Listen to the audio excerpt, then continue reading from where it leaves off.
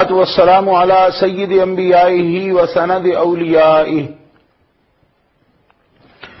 وأحبابه المعارضين لأعدائه.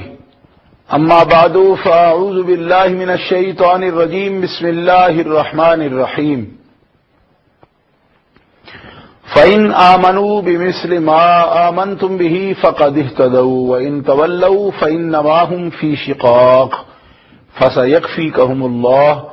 وهو السميع العليم. صدق اللہ العظیم. اللهم صل على سيدنا ومولانا محمد وعلى آله وصحبه وبارك وسلم. أن أبا هريرة رضي الله عنه قال سمعت رسول الله صلى الله عليه وسلم يقول بينما راع في غنمه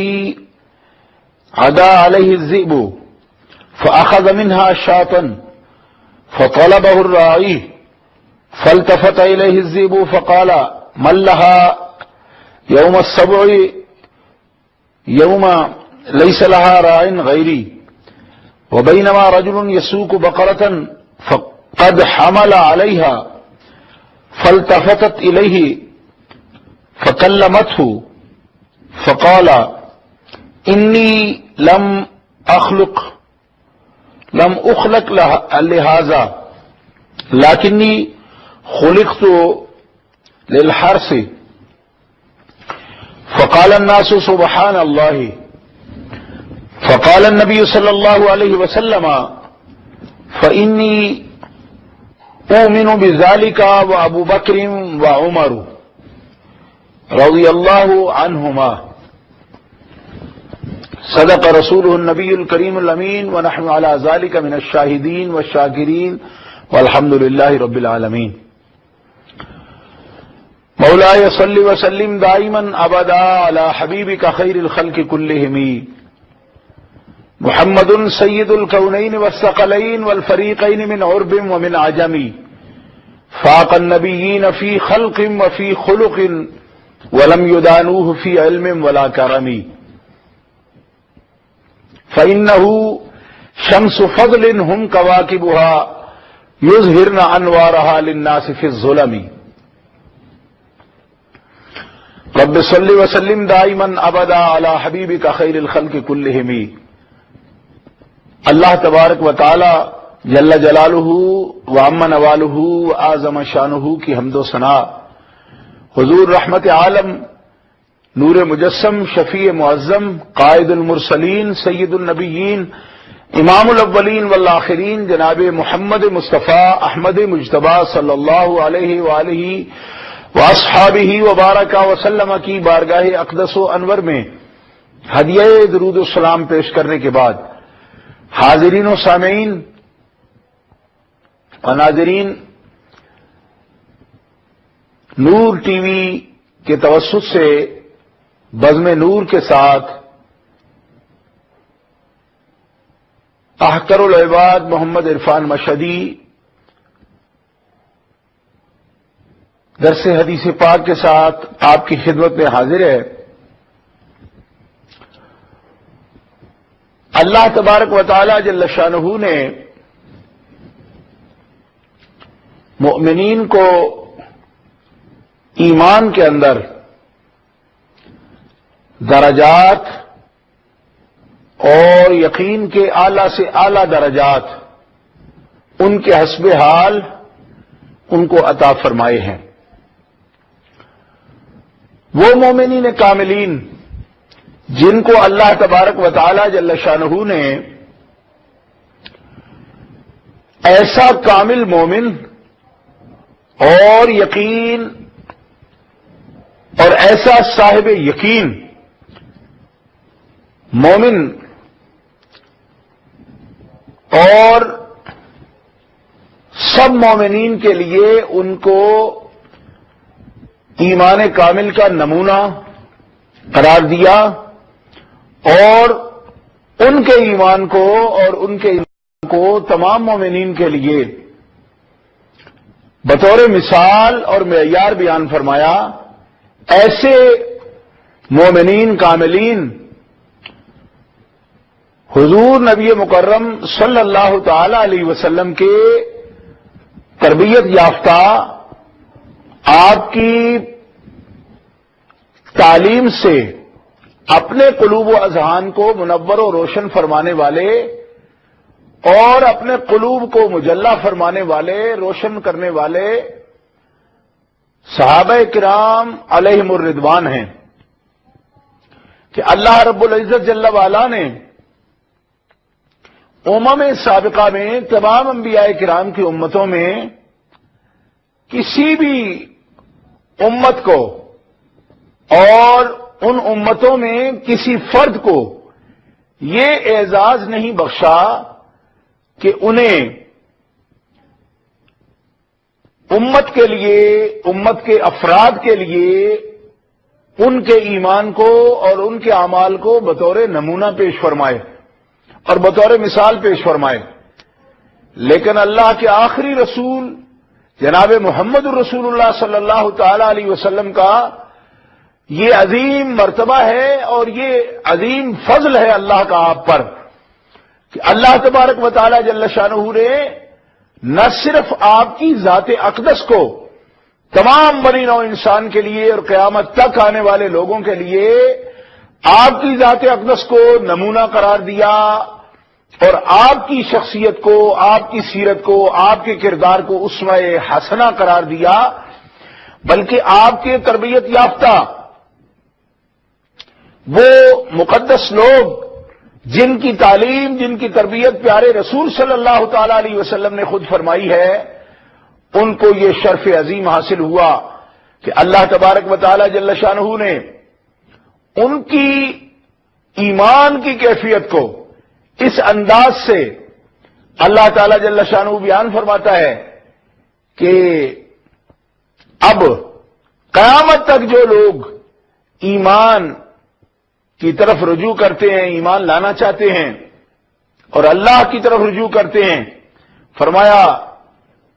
ان کو چاہیے کہ وہ اس طرح کا ایمان لائیں جس طرح میرے رسول کے صحابہ کا ایمان ہے۔ قرآن مقدس میں یہ مضمون متعدد آیات میں بیان فرمایا گیا، خاص طور پر کفار اور منافقین کو مخاطب کرتے ہوئے سورہ بقرہ کی ابتدا میں ارشاد فرمایا گیا، وَإِذَا قِيلَ لَهُمْ آمِنُوا كَمَا آمَنَ النَّاسُ قَالُوا أَنُؤْمِنُ كَمَا آمَنَ السُّفَهَاءُ أَلَا إِنَّهُمْ هُمُ السُّفَهَاءُ کہ جب ان سے یہ کہا جائے کہ تم ایمان لاؤ کما آمن الناس، جس طرح کے رسول اللہ صلی اللہ تعالی علیہ وسلم کے صحابہ ایمان لائے ہیں، کما آمن الناس میں تمام مفسرین کرام کا اجماع ہے کہ الناس سے کون سے لوگ مراد ہیں، تو مفسرین باجماع یہ بات بیان کرتے ہیں کہ اس الناس سے جن کو بطور نمونہ بیان کیا گیا کہ تم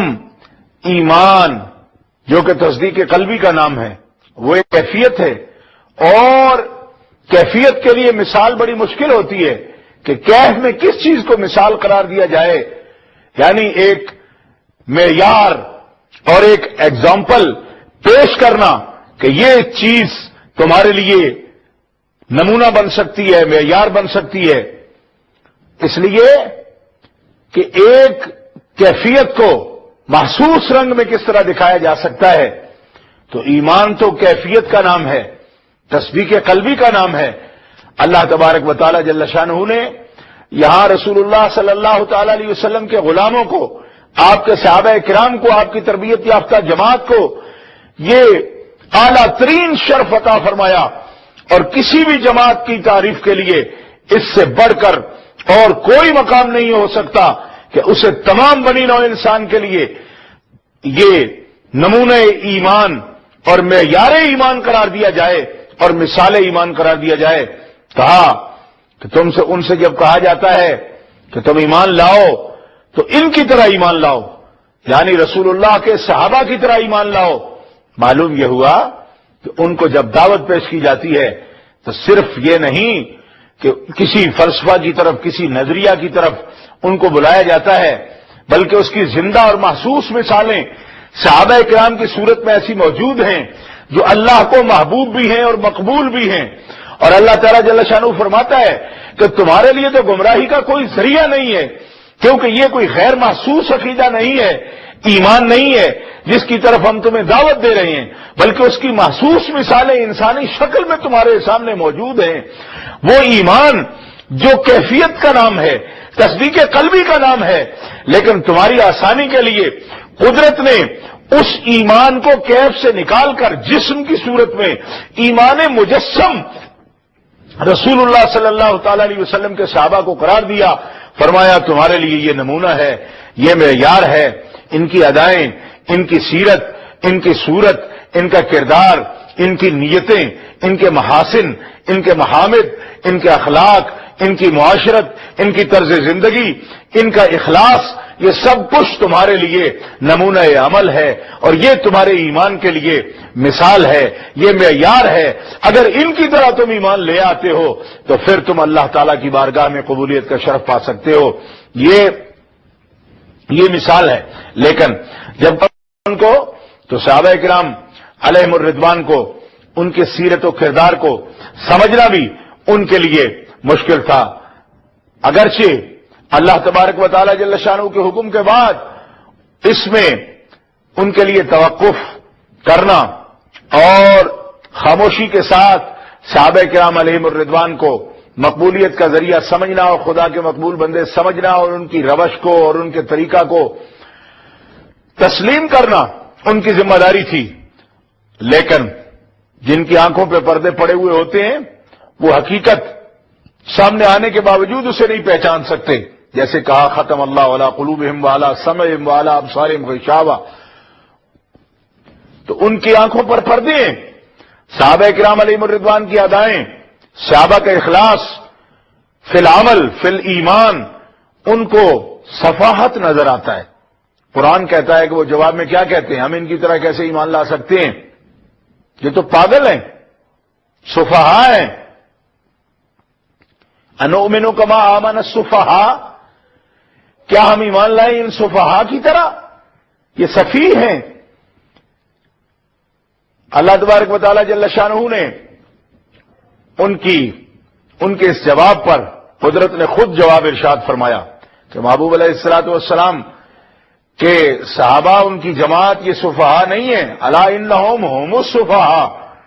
بے شک وہ جو ان کو سفہاء کہتے ہیں وہ خود سفہاء ہیں، وہ عقل و خرد سے عاری ہیں، وہ سفیہ ہیں، بلکہ ان کو اصل صفاحت ان میں ہے جو خرد سے بھی بہت دور ہیں اور بصیرت سے بھی بہت دور ہیں، عاری ہیں، وہ عقل سے بھی عاری ہیں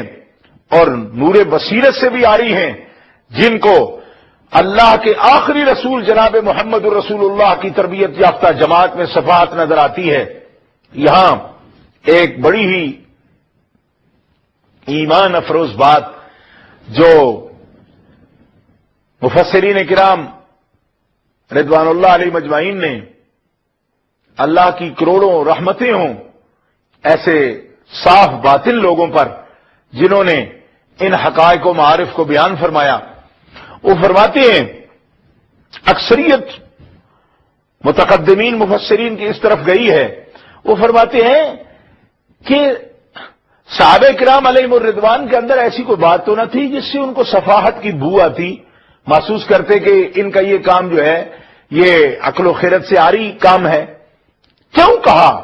سفہاء، کیوں کہا؟ فرماتے ہیں اس لیے کہ صحابہ کرام رضوان اللہ علیہ مجمعین میں عقیدت و محبت رسول کی اور سرکار کے ساتھ تعلق قلبی اور اس میں جو شیفتگی اور وارفتگی اور خود رفتگی اور ایثار اور جاں بازی کا جذبہ ان کے اندر موجود تھا. اور یہاں تک عقیدت و محبت کہ جب یہ لوگ دیکھتے تھے کہ یہ بلا تأمل ادنا غور و فکر کے بغیر اپنے رسول صلی اللہ تعالی علیہ وسلم پر مال، جان، وطن، اولاد، ہر چیز قربان کرنے کے لیے تیار ہیں، اور رسول اللہ صلی اللہ تعالی علیہ وسلم کی رضا کے لیے، رسول اللہ صلی اللہ تعالی علیہ وسلم کی مرضی حاصل کرنے کے لیے اور ان کی خوشنودی کے لیے یہ ہر قدم اٹھانے پر تیار ہیں. اور عقل مندی تو یہ ہے کہ مال خرچ نہ کیے جائے. ان کے ہاں عقل مندی یہ تھی، منافقین کے ہاں اور کفار کے ہاں، کہ مال کو بے دریغ خرچ کر دینا اور کسی مصلحت کو خاطر میں لائے بغیر اپنی جان کو تکالیف میں مبتلا کر دینا، یہ سفاہت ہے. اور رسول اللہ صلی اللہ تعالی علیہ وسلم وضو فرمائیں تو ان کے وضو کے پانی کے قطرات، آپ کے استعمال کیے ہوئے پانی کے قطرات کو حصول برکت کے لیے حاصل کرنے کے لیے ایک دوسرے پر گرے پڑتے ہیں. حالانکہ جس وقت ان کو جان بچانے کی ضرورت ہے، انتہائی پیاس اور شدت علم کے اندر، زخمی حالت میں، تب تو یہ ایثار کا مظاہرہ کرتے ہیں اور اپنے پر دوسرے کو ترجیح دیتے ہیں. اور قرآن مقدس نے ان کے اس ایثار پر تو قرآن مقدس نے خود گواہی ارشاد فرمائی، وَيُؤْثِرُونَ عَلَىٰ أَنفُسِهِمْ وَلَوْ كَانَ بِهِمْ خَصَاصَةٌ. یہ خود ضرورت مند بھی ہو تو ایثار نفس سے کام لیتے ہیں اور دوسروں کو اپنے اوپر ترجیح دیتے ہیں، ایثار سے کام لیتے ہیں. لیکن جس وقت حصول برکت کی بات ہو تو اس وقت یہ اس طرح معلوم ہوتا ہے کہ ایک دوسرے کو مار گرائیں گے اور جھپٹ پڑتے ہیں حصول برکت کے لیے. سرکار دو عالم علیہ الصلوۃ والسلام کی لعاب دہن شریف اگر آپ تھوک مبارک پھینکتے ہیں تو اس کے حصول میں یہ پڑتے ہیں ایک دوسرے کے اوپر. نبی کریم علیہ الصلوۃ والسلام کے بال مبارک کے حصول کے لیے آپ حجامت کروا رہے ہیں، آپ حلق کروا رہے ہیں، اور اس صورت میں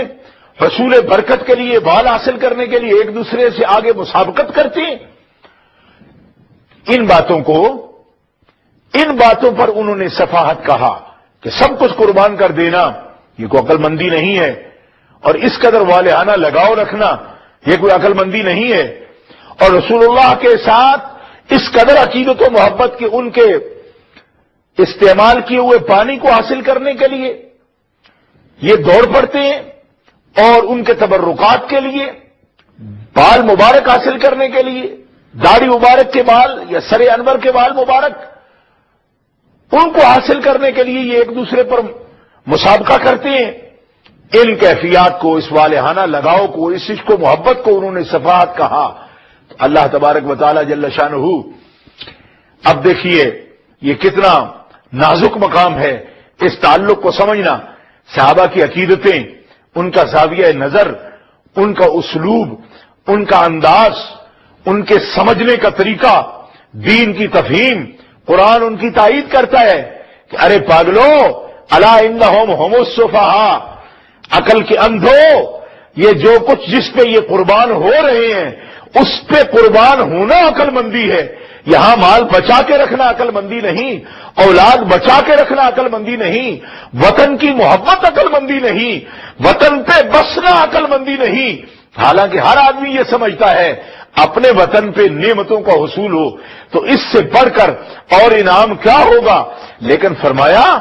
بات مقاصد کی ہے. جس نے اللہ اور اس کے رسول کی عظمت کو سمجھ لیا، ان کا وطن کو ترج دینا،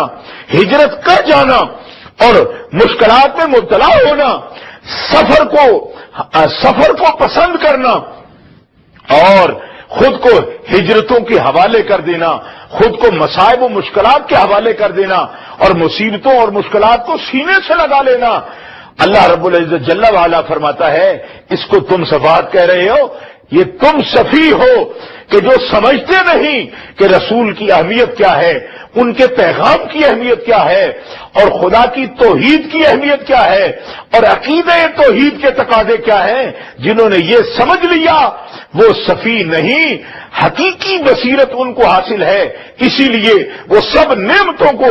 اللہ اور اللہ کے رسول صلی اللہ تعالی علیہ وسلم اور اللہ جل وعلا کے ایک ایک حکم پر وہ ان سب نعمتوں کو قربان کرتے چلے جاتے ہیں. یہ صفحہ نہیں ہے، ان کی خرد پر تو کائنات کی عقلیں قربان کی جا سکتی ہیں. گرامی قدر حضرات، پیارے رسول صلی اللہ تعالی علیہ وسلم کے پیارے جانثاروں کے اس جذبہ صادق کی تائید، تصویب اور توثیق اللہ تبارک و تعالی جل شانہ فرماتا ہے۔ اور اہل اسلام کے لیے ایک درس اس کے اندر یہ بھی موجود ہے، کہا جاتا ہے کہ بات صحابہ کرام علیہم الرضوان کی ہو تو بات سن لیا کریں، آپ تنقید سن لیا کریں، کوئی کچھ کہے جواب نہ دیں، تند جواب نہ دیں، تیز نہ بولیں۔ الا انہم هم السفہاء کی وہی یہ بتاتی ہے کہ جب اس مقدس گروہ کے بارے میں کوئی ناہموار یا نامناسب بات کرتا ہے اور ان پر حقائق کے خلاف کوئی بھی کسی قسم کی تہمت کی بات کرتا ہے یا ان کے خلاف کوئی بھی اپنے گندے ذہن کا اظہار کرتا ہے تو یہ قرآن مقدس میں وہی بتا رہی ہے کہ اللہ تعالیٰ جل شانہ کی عادت کریمہ ہے اور یہ اللہ تعالیٰ کی سنت ہے، سنت الہیہ ہے کہ جو محبوب علیہ السلام کے جانثاروں کے خلاف ناہموار بات کریں یا زبان کھولیں ان کو ترکی بترکی اسی طرح فوراً جواب دیا جائے جو زبان انہوں نے استعمال کی کہ یہ سفہاء ہیں۔ کما آمن السفہاء، ان سفہاء کی طرح ایمان لائیں۔ تو اب قدرت نے کسی رواداری کا اور ٹالرنس کا مظاہرہ نہیں کیا۔ یہاں پر بہت سے غلط فہمی میں پڑے ہوئے لوگ یہ سمجھتے ہیں کہ کوئی اگر ناہموار بات کر بھی جائے تو اس کو سننا چاہیے، اس کو سننا چاہیے اپنے نفس کے بارے میں، اپنی ذات کے بارے میں۔ جہاں ذاتی نقصان ہو یہاں تحمل ہے، وہاں برداشت ہے، لیکن جب اللہ کے پیارے محبوب صلی اللہ تعالی علیہ وسلم کے بارے میں بات ہو رہی ہو اور اللہ کے رسول صلی اللہ تعالی علیہ وسلم کے پیارے صحابہ کے بارے میں بات ہو، دین اسلام کی عزت و عظمت کی بات ہو، اہل بیت اطہار رضوان اللہ تعالی علیہ مجمعین کی طہارت و عظمت کی بات ہو، وہاں بات کو سن لینا یہ رواداری نہیں ہے بلکہ جواب دینا، اور جواب بھی اسی انداز سے جس انداز سے حکمت بھی ہو لیکن اس کے اندر وہ جذبہ بھی موجود ہو جو یہ بتا رہا ہو کہ اس مومن کے قلب میں اللہ کی توحید، رسول اللہ کی رسالت، صحابہ کرام کی عدالت اور اہل بیت کی طہارت کے بارے میں کتنے سچے، سچے اور کتنے اعلیٰ جذبات موجود ہیں، اس کی نشاندہی الا انہم هم السفہاء کہہ رہی ہے، بتا رہی ہے۔ اس لیے کہ قدرت سے بڑھ کے کون اخلاق عالی رکھتا ہے، لیکن اخلاق عالیہ کی آج کا کوئی نام نہاد مفکر اگر اس کا تعین کرنا چاہتا ہے کہ اللہ کے پیاروں کے بارے میں بات سن لینا یہ اخلاق عالیہ میں آتا ہے، یہ رذیلہ اخلاق میں آتا ہے۔ اخلاق عالیہ یہی ہے کہ قدرت کی سنت پر اور سنت الہیہ پر عمل کرتے ہوئے، سنت الہیہ پر عمل کرتے ہوئے جس قسم کی بات کی جائے اسی انداز سے اس کا جواب دیا جائے۔ ہاں اگر کسی کی ذات کے بارے میں، کسی کی ذات کے بارے میں بات ہو رہی ہو اور اس پر اسے صبر و تحمل کا مظاہرہ کرنا چاہیے اور دین کی باتوں کو حکمت کے ساتھ بیان کرنا، یہ قرآن پاک کا حکم ہے۔ لیکن جہاں بات جس طرح سنت الہیہ ہے اس کے مطابق بات کا جو طریقہ ہے وہی حکمت کے عین مطابق ہے۔ ایک بریک کا وقت ہوا ہے، ابھی انشاءاللہ العزیز وقفہ کے بعد آپ کی خدمت میں حاضر ہوتے ہیں اور اسی مضمون کو دوبارہ شروع آپ کے سامنے بیان کیا جائے گا۔ ہے میرے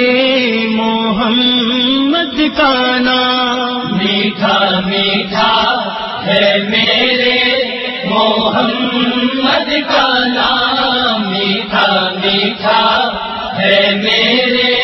محمد کا نام، ان پہ لاکھوں کروڑوں۔ محترم ناظرین، سامعین، میں آپ کے سامنے قرآن مقدس کی آیات کی روشنی میں رسول اللہ صلی اللہ تعالی علیہ وسلم کے پیارے جانثاروں صحابہ کرام علیہم الرضوان کی ایمان کی کیفیات کے بارے میں عرض کر رہا تھا کہ اللہ رب العزت جل وعلا نے ان کے ایمان کو اور ان کے معیار ایمان ہونے کو سب کے لیے اس انداز سے بیان فرمایا کہ ایمان کا نمونہ تمہارے لیے صحابہ ہیں. رسول اللہ صلی اللہ تعالی علیہ وسلم کے تربیت یافتہ اور آپ کے تعلیم یافتہ صحابہ کرام ہیں. قرآن مقدس میں پہلے پارے میں اللہ تبارک و تعالی جل شانہ نے ارشاد فرمایا فَإِنْ آمَنُوا بِمِثْلِ مَا آمَنْتُمْ بِهِ فَقَدْ اهْتَدَوْا. اگر تم صحابہ کرام کی مثل ایمان لاؤ تو تم ہدایت والے. تمام متقدمین مفسرین کرام ائمہ تفسیر نے بمثل ما آمنتم بہ سے صحابہ کرام علیہم الرضوان کو مراد لیا ہے کہ اللہ تبارک و تعالی جل شانہ یہود و نصارہ کو، منافقین کو یہ حکم ارشاد فرما رہے ہیں کہ دین اسلام میں داخل ہونے کے بعد تمہارے لیے ایمان اور عمل میں معیار پیارے رسول صلی اللہ تعالی علیہ وسلم کے صحابہ ہیں. اگر تم ان کی پیروی کرو اور ان جیسا ایمان لے آؤ تو تم ہدایت یافتہ ہو. یہاں سے اہل ایمان ہمارے لیے قرآن مقدس کا ایک کھلا ہوا درس ہے کہ جن لوگوں کو اللہ تبارک و تعالی جل شانہ معیار ایمان ارشاد فرما رہا ہو، کیا ہم میں سے کوئی بدبخت ان کے ایمان میں شک کر سکتا ہے کہ ابھی تو وہ خود ہی اپنے ایمان کے بارے میں، ان کے ایمان کے بارے میں اگر کلام ہو سکتا ہے تو پھر ان کے ایمان کو بطور مثال کس طرح ساری کائنات کے سامنے اور دنیا کے سامنے بیان کیا جا رہا ہے. لہذا یہاں ہمیں اپنی کج فہمی کو، کج فکری کو دور کرنا ہے اور اس کجی کو درست کرنے کے لیے اور اپنا ایمان اور عمل کا خاص کرنے کے لیے ہمیں قرآن مقدس کی طرف اور پیارے رسول صلی اللہ تعالی علیہ وسلم کے ارشادات عالیہ کی طرف دیکھنا چاہیے. بعض لوگ رتب و یابس سے اور اخباری باتوں سے صحابہ کرام علیہم الرضوان کے مرتبہ کی تعیین کرتے ہیں. یہ بہت خطا کی بات ہے، اس لیے کہ جن کی اخلاص اور جن کے تقوی کے بارے میں اور جن کی حسن نیت کے بارے میں، حسن ایمان کے بارے میں قرآن مقدس کی شہادتیں موجود ہوں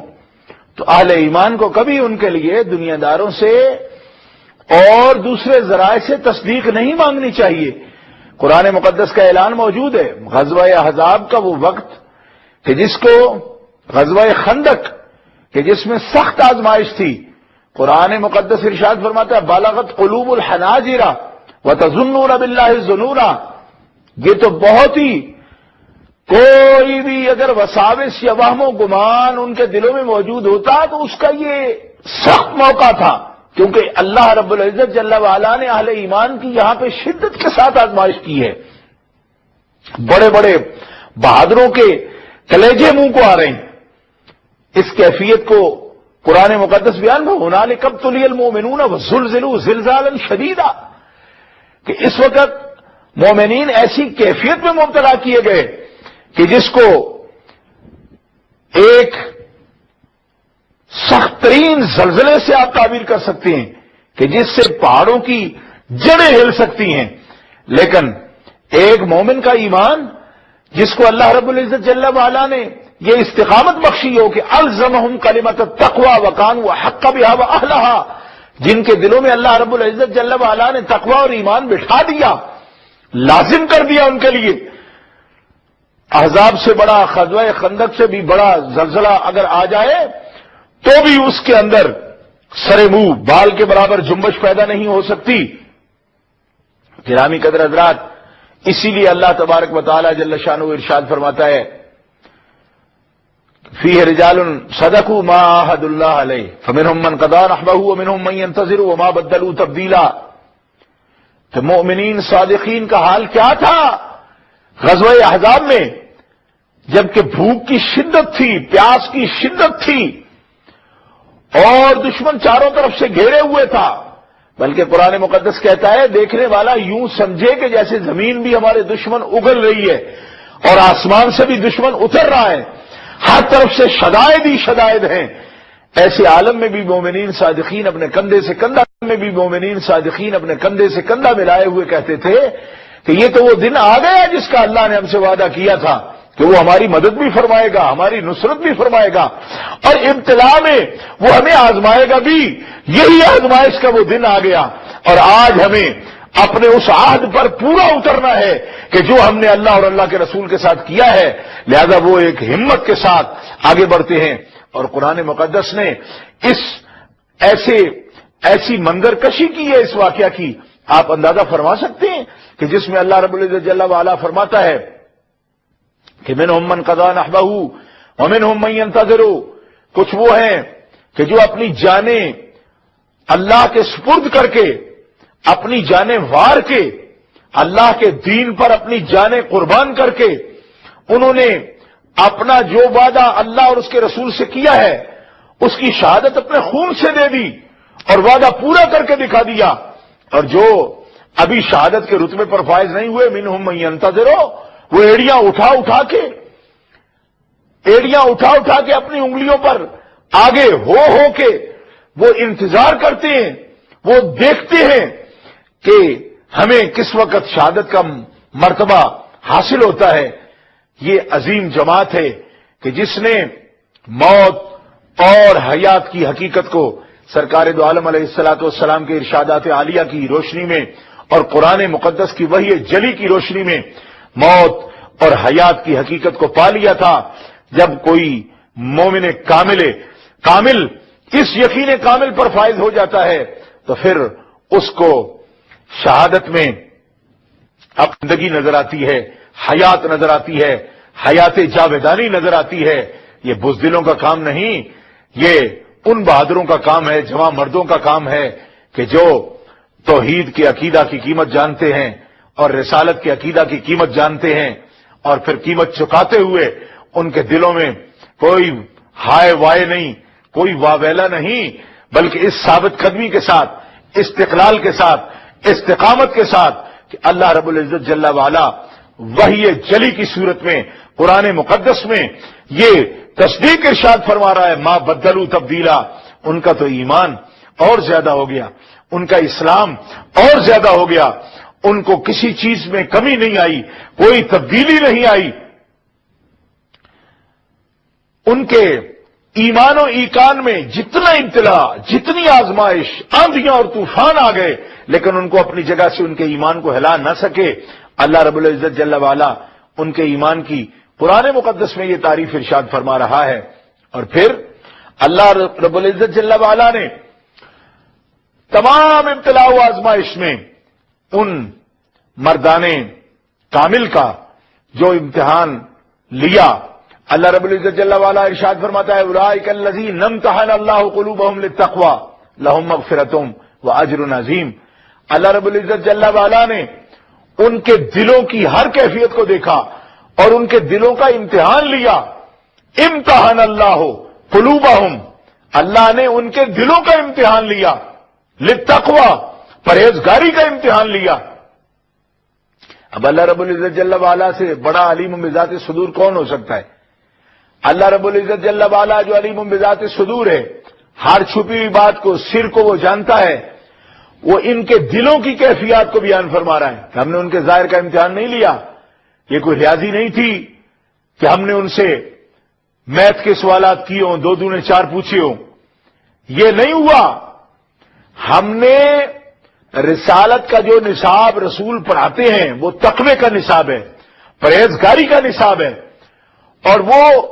دیانت کا نصاب ہے، انسانیت کا، وہ شرافت کا نصاب ہے، صداقت کا نصاب ہے، جو ایک انسان کو انسان کامل بناتا ہے۔ اور پیارے رسول صلی اللہ تعالی علیہ وسلم کے ان اسباق کا جو نظروں سے بھی عطا فرمائے، اپنی زبان اقدس سے بھی عطا فرمائے، اپنے سیرت و کردار کے درس سے بھی عطا فرمائے، ان تمام دروس کا اللہ تبارک و تعالی جل شانہ نے آپ کے صحابہ سے، آپ کی جماعت سے اس انداز سے امتحان کیا۔ کبھی بدر میں ان کو دیکھا، کبھی احد میں ان کو دیکھا، کبھی ان کو غزوہ احزاب میں دیکھا، اور کبھی ہجرت میں ان کو دیکھا، کبھی عسر میں دیکھا، کبھی یسر میں دیکھا، آسانی میں دیکھا، تنگی میں دیکھا، حضر میں دیکھا، سفر میں دیکھا، گھروں میں دیکھا، اور ہجرت میں دیکھا، وطن میں دیکھا، وطن سے دور دیکھا، کبھی حبشہ جا رہے ہیں اپنے گھر والوں کے ساتھ، اپنے بچوں کو لے کر، بے سر و سامانی کے عالم میں ہجرت حبشہ ہو رہی ہے۔ حضرت عثمان ذو النورین رضی اللہ تعالی عنہ اور حضرت سیدہ رقیہ بنت رسول کریم، ان کا سفر ہو رہا ہے۔ حضرت جعفر ابن ابی طالب رضی اللہ تعالی عنہ آپ سفر کر رہے ہیں، اور کبھی حضرت ابو بکر صدیق رضی اللہ تعالی عنہ آپ سفر کر رہے ہیں، اور پیارے رسول صلی اللہ تعالی علیہ وسلم پر ایک ایک قدم پر ایک ایک سانس قربانیوں کی عجیب داستان رقم فرما رہے ہیں، اور ایثار کی اور وفا کی تاریخ رقم ہو رہی ہے۔ ان تمام مراحل میں اللہ تعالی جل شانہ و جل مجدہ الکریم یہ تصدیق اور یہ تمام نمونے ہمارے سامنے پیش فرما رہا ہے، اور قرآن مقدس میں ان کی عظمت، ان کے ایمان اور ان کے اسلام، ان کے یقین کامل کو ہمارے لیے بطور دلیل، بطور حجت اور ہمارے لیے بطور مثال اور بطور نمونہ پیش فرما رہا ہے۔ اور یہ زندگی کی سخت سے سخت آزمائشیں ہیں، جن میں وہ پورے اترے تو اللہ تبارک و تعالی جل شانہ کا ارشاد ہے، لہم مغفرۃ و اجر عظیم، اللہ نے ان کو پورا اجر عظیم عطا فرمایا، اور ان سب کو بخشش کا پروانہ عطا فرما دیا، کیونکہ ان میں سے وہ مخلص کہ جن کے اخلاص میں کوئی شک و شبہ نہیں کیا جا سکتا، اللہ تبارک و تعالیٰ کے دیے ہوئے اس نتیجہ کے اور رزلٹ کے بعد کسی بھی کلمہ گو کو اس میں شک کی ضرورت نہیں کہ رب تعالیٰ ان کے دلوں کے حال سے بھی واقف ہے، اور رب تعالیٰ کے انعام میں بھی کوئی شک و شبہ نہیں کہ اللہ رب العزت جل وعلا نے ان کو مغفرت کی نوید بھی سنائی اور ان کو اجر عظیم کی نوید اور بشارت بھی عطا فرمائی ہے۔ یہاں اس مرحلہ پر صحابہ کرام علیہم الرضوان ان کے یقین کامل میں، جیسا کہ انبیاء کرام علیہم الصلاۃ والسلام ان کے درجات میں، جیسے فضلنا تلک الرسل فضلنا بعضهم علی بعض، قرآن مقدس کا ارشاد ہے کہ بعض کو بعض پر فضیلت حاصل ہے، لیکن اسی طرح سرکار دو عالم علیہ الصلاۃ والسلام کے پیارے جانثاروں صحابہ کرام علیہم الرضوان، ان کے مراتب نفس صحابیت میں برابری کے باوجود ان کے درجات یقین میں اور ان کے مراتب قرب میں ایک بڑا فرق ہے کہ اللہ رب العزت جل وعلا نے درجات کا فرق رکھا ہے اور مراتب کا فرق رکھا ہے، جیسے قرآن مقدس ارشاد فرماتا ہے والسابقون الاولون من المہاجرین والانصار والذین اتبعوہم باحسان رضی اللہ عنہم ورضوا عنہ، اور کسی مقام پر قرآن مقدس میں یہ ارشاد فرمایا جا رہا ہے کہ اولئک اعظم درجۃ من الذین انفقوا من بعد وقاتلوا وکلا وعد اللہ الحسنى، اور کہیں قرآن مقدس میں یہ ارشاد ہوتا ہے لا يستوي القاعدون من المؤمنین غیر اولي الضرر والمجاہدین فی سبیل اللہ باموالهم وانفسهم فضل اللہ المجاہدین باموالهم وانفسهم علی القاعدین درجۃ وکلا وعد اللہ الحسنى، کہ اللہ نے سب سے حسنہ کا وعدہ فرمایا، اور جن سے حسنہ کا وعدہ فرمایا ان کے لیے اللہ کی رحمت ہے اور ریحان ہے اور رضوان ہے، جنت الفردوس ہے۔ لیکن یاد رکھیے فرمایا سابقون الاولون، پہلے رسول اللہ صلی اللہ علیہ وسلم کی طاعت میں اور ایمان میں سبقت لے جانے والوں کا درجہ بہت ہی بلند و بالا ہے، اور انفاق کے وقت، مال کے خرچ کرنے کے وقت اور قتال کے وقت آنے والے ان مجاہدین کا جو فتح مکہ سے پہلے آئے اور ابتلاء اور آزمائش کی گھڑی میں رسول اللہ صلی اللہ تعالی علیہ وسلم کے ایک ایک اشارے پر اپنی جانوں کی قربانیاں پیش کی ہیں، اور ان کے درجات بہت بلند و بالا ہیں ان کے بعد آنے والوں سے۔ اور اللہ تعالیٰ ارشاد فرماتا ہے وہ مجاہدین جو اپنے مال سے اور اپنی جانوں سے جہاد کرتے رہے ان کے درجات ان سے بلندتر ہیں کہ جو ایمان کے ساتھ ان عظیمتوں میں حصہ نہ لے سکے۔ لیکن یاد رکھیے فرمایا سب سے میں نے حسنہ کا وعدہ کر لیا، مگر ان کے درجے بلند ہیں جو مجاہدین باموالہم وانفسہم، اپنے مال سے اور اپنی جانوں سے جہاد کرنے والے تھے، کوشش کرنے والے تھے، ان کے درجات بلند و بالا ہیں۔ تو قرآن مقدس کی وحی جلی یہ بتاتی ہے کہ ان کے درجات میں اللہ رب العزت جل وعلا نے فضیلتوں کا فرق فرمایا۔ مگر میں قربان جاؤں، وہ حدیث پاک جو میں نے ابھی آج کے درس میں آپ حضرات کی خدمت میں تلاوت کرنے کا شرف حاصل کیا ہے، اس سے آپ کو اندازہ ہو سکے گا کہ سرکار دو عالم علیہ الصلوۃ والسلام جو اپنے صحابہ کی عقیدتوں کا مرکز ہیں، سارے رسولوں کے قائد ہیں، سارے انبیاء کے سردار ہیں اور محبوب ترین ہستی ہیں پوری کائنات کی، جو اللہ کے بھی محبوب ہیں اور اللہ کی مخلوق کے بھی محبوب ہیں۔ لیکن اللہ کے محبوب صلی اللہ تعالی علیہ وسلم کی نظروں میں، اللہ کے محبوب صلی اللہ تعالی علیہ وسلم کے دل میں جن کا جتنا قرب ہے اور جتنا مرتبہ ہے اور جتنی عظمت ہے، اس کو سمجھنے کے لیے اہل اسلام یہ حدیث پاک قابل غور ہے۔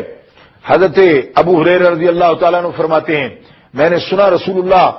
صلی اللہ تعالی علیہ وسلم سے آپ فرماتے ہیں کہ ایک ریوڑ میں جس کو ایک چرواہا رائی چرا رہا تھا، اس ریوڑ میں سے ایک درندہ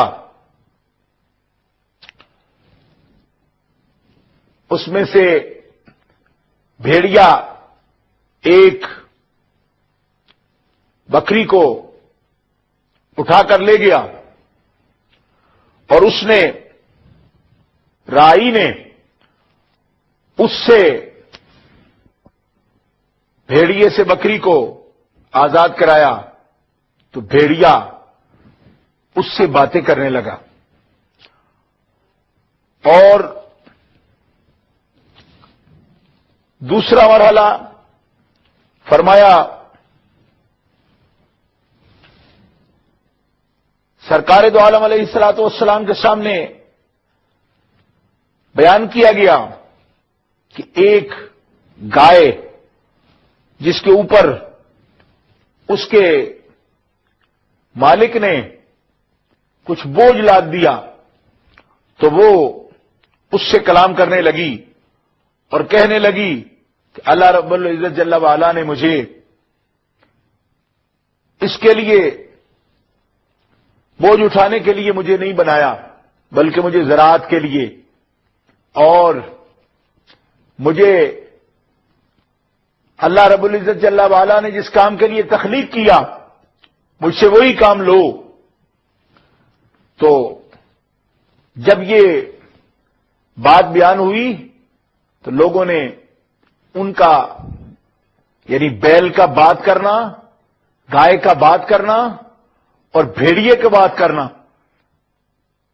انسانی زبان میں نطق کے ساتھ ایک سمجھنے والے کلام کے ساتھ جب انہوں نے کلام کیا تو حاضرین نے قال الناس سبحان اللہ، تو لوگوں نے اس پر اللہ کی تسبیح بیان کی۔ فقال النبی صلی اللہ علیہ وسلم، پس رسول اللہ صلی اللہ تعالی علیہ وسلم، تو لوگوں نے اس پر اللہ کی تسبیح بیان کی۔ فقال النبی صلی اللہ علیہ وسلم، پس رسول اللہ صلی اللہ تعالی علیہ وسلم نے فرمایا انی اؤمن بذالک و ابو بکر و عمر، اور جامع ترمذی شریف میں یہ لفظ موجود ہے اس حدیث پاک میں ماہما ثم، کہ وہ دونوں اس وقت وہاں موجود نہیں تھے، حضرت ابو بکر و عمر رضی اللہ عنہما۔ رسول اللہ صلی اللہ تعالی علیہ وسلم ارشاد فرماتے ہیں کہ میں ایمان لایا اس بات پر، یعنی بھیڑیے کے کلام کرنے پر اور بقر کے کلام کرنے پر میں اس پر ایمان لایا، اور میرے ساتھ اس بات پر ابو بکر و عمر بھی ایمان لائے، اس حال میں کہ ابو بکر و عمر اس وقت وہاں موجود نہیں تھے جب رسول اللہ صلی اللہ تعالی علیہ وسلم یہ کلمات مبارکہ ارشاد فرما رہے تھے۔ سبحان اللہ۔ محترم ناظرین و سامعین، یہ حدیث پاک اس وقت میں آپ کے سامنے صحیح بخاری شریف فضائل اصحاب نبی سے آپ کے سامنے یہ حدیث پاک پیش کر رہا ہوں،